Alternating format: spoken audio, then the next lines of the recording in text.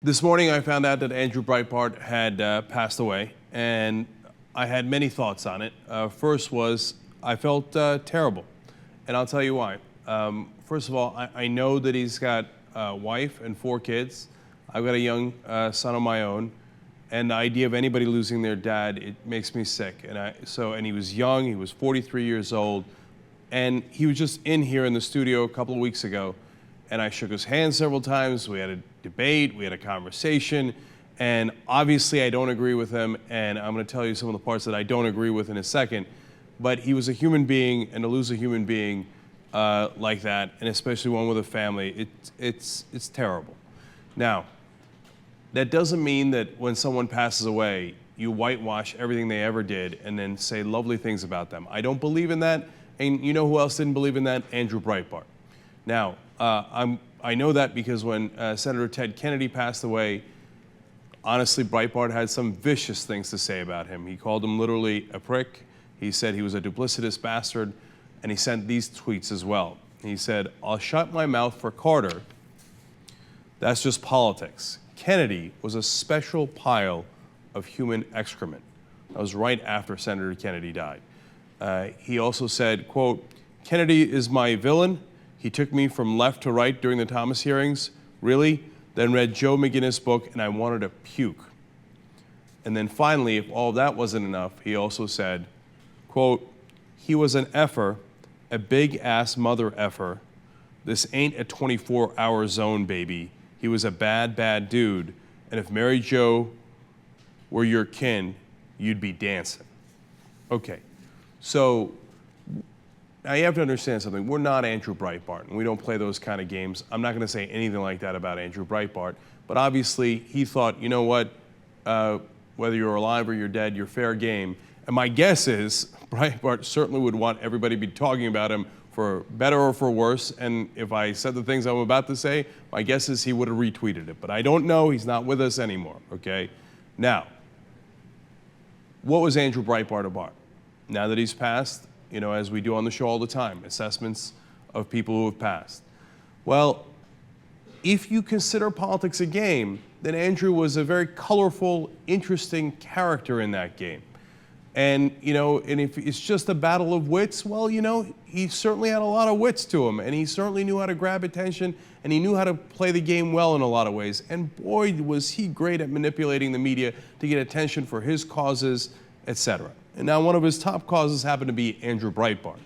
And my central problem with Breitbart, having interviewed him at length, might have been the longest TV interview he's ever had, is that he thought it was a game.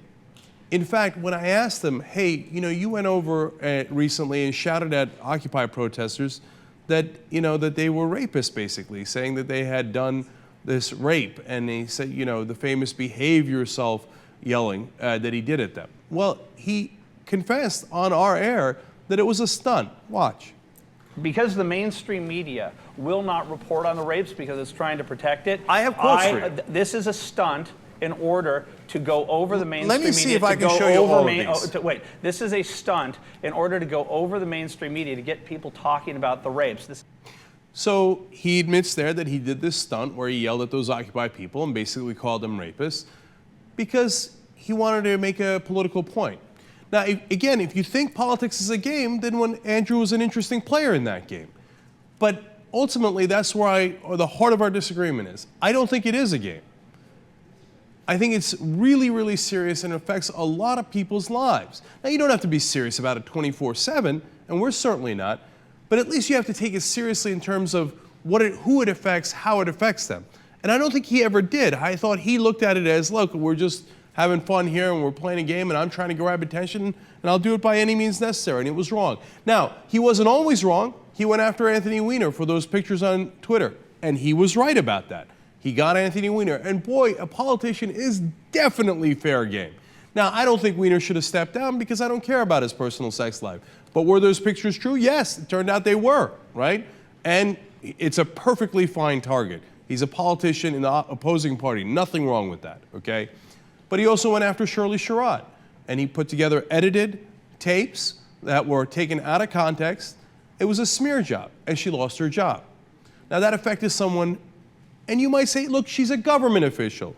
And hey, it's the responsibility of the Obama administration not to fire her based on some Andrew Breitbart tapes. On that, I would certainly agree with you. But did he smear her? Absolutely. Maybe he thought, well, she's a government official and she's got it coming, whether it's within the right context or not. So again, you make the call on that, how you feel about that. I would have felt sick to my stomach if I'd edited some tapes, put it out of context, and then that person got fired over it. But apparently he didn't feel that way. But to me, the larger issue is actually Acorn. Now, why is that? A lot of people talk about Acorn as if there's some sort of boogeyman. That's partly because was Andrew Breitbart doing a hatchet job on them and making them seem like there was some sort of boogeyman doing something terrible. Okay, let me tell you what Acorn actually is. Acorn had 400,000 member families across the country. That's a lot of people. They had 1,200 neighborhood chapters, and they were spread out over 75 cities across the country. So there was a ton of people who worked for Acorn. It wasn't just one person like Shirley Sherrod, and it wasn't just the people that worked for Acorn. Much more importantly, it was the people that they served. So what did Acorn do? Well, Acorn did voter registration, which of course, Breitbart and the people playing that side of the game hated. Oh, well, we don't want to lose. We don't want the Democrats to win. And if they are registering people who happen to be poor or middle class, well, they might vote Democratic. Ha ha, we're going to go get them. But they also did advocacy about foreclosure prevention. They did fair wage laws, affordable housing, first-time ownership, predatory lending reform, and mortgage protection. Now think about that. So if people were in a tight spot and they didn't know what to do about their homes, they were getting foreclosed on, and oftentimes when they shouldn't have been foreclosed on, they didn't have anywhere to go. They would go to Acorn because Acorn was one of the few community groups that was there to help those people who don't have lawyers, who don't have the resources. And you go down the list. They're getting screwed at work. So their boss is not paying them what they should according to the law. Where do they turn? They don't have fancy lawyers. They turn to Acorn. All those people, hundreds of thousands of people, were being helped by this group. And what happened? Because Breitbart was playing a game, they got shut down. Now, a lot of people might say, oh, no, Acorn deserved to get shut down. That's because you don't know the facts. And there was at least 4 different investigations into the tapes of Acorn. Massachusetts Attorney General did it. Brooklyn District Attorney Charles Hines looked into it. California Attorney General Jerry Brown did at the time. And the nonpartisan Congressional Research Service. Every single one of them concluded that the tapes were highly doctored and that there was no real substantive charge against the organization itself. In fact, everybody talks about, oh my God, he came in a pimp outfit, and then they talked about child prostitution, and it seemed like Acorn was giving them advice. First of all, Acorn wasn't. If anyone was, it was only a couple of low-level employees on only the tapes where it worked, we think, and I'll get back to whether it actually worked in a second. All the ones where they tried and it didn't work, all the different low-level employees said no, they didn't show those tapes. In fact, this is the really interesting part. Turns out that when asked, hey, wait a minute, let's make sure that we got this story right. Can you give us all the tapes? They wouldn't do it. The only reason we got the full tapes is because it was a crime in the state of California to violate someone's privacy by taping them without permission. So at the time, Attorney General Jerry Brown said, look, I'm going to convict you on this, so unless you turn over the tapes. So they did a plea deal, turned over the tapes. Not only did they find out that they edited the tapes so it appeared that he came in a pimp outfit when in fact he did not. So he would walk in a pimp outfit outside, and then they would cut to the tape where he's inside, but he never actually walked in that outfit. Okay? So that was enormously misleading, but it gets worse. In some portions of the tape, they took out the original audio from the video section and they put in a different audio. So that all these investigators came to the conclusion, we don't even know what questions the Acorn employees that he was talking to was answering, because they doctored the audio and the video so that it didn't match. This was a pure hatchet job. The rest of the media should be absolutely embarrassed that they covered it as legitimate. And what happened to Acorn?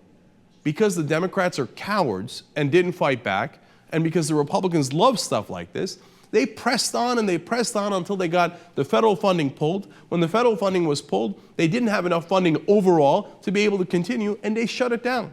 So all those poor people in those communities, hundreds of thousands of people, when they need help with their house, they need help because they're being screwed over at work, or they need to have a voice in the community and be able to vote, they won't be able to do it because Andrew Breitbart thought it was a fun game to play.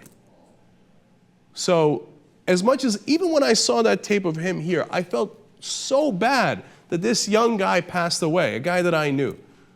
On the other hand, you've got to be honest about his record. We can't have people going on TV right now talking about what a hero he was, when in reality, the games that he played hurt the lives of real Americans across this country. And in totality of what he did, I think it was a net negative by a long shot. And not because I disagree with him, but because of the honestly deceitful tactics that he used to hurt a lot of people that he didn't seem to care too much about.